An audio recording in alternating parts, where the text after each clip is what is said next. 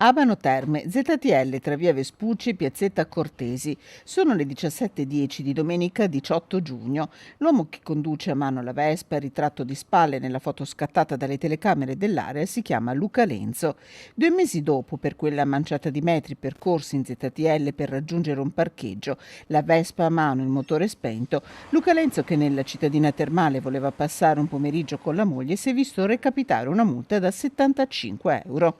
Ma nelle proteste il comando della polizia locale dura l'ex, sed l'ex, gli hanno spiegato gli agenti, e lo stesso comandante per iscritto, ma a Luca Lenzo, raggiunto al telefono, il dubbio di aver subito un'ingiustizia resta. Mi dico che il codice della strada non fa differenza se il veicolo è spento e condotto a mano, quindi spostato, piuttosto che acceso e guidato. Ho spento apposta la Vespa, la spingo un po' più avanti lì, che ci sono dei parcheggi,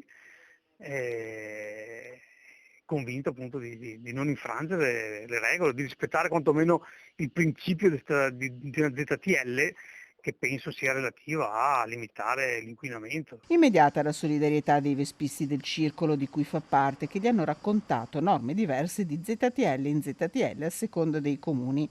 Tant'è, la multa è stata pagata, ma la notizia Luca la vuole diffondere per avvisare chi come lui si muove con le due ruote.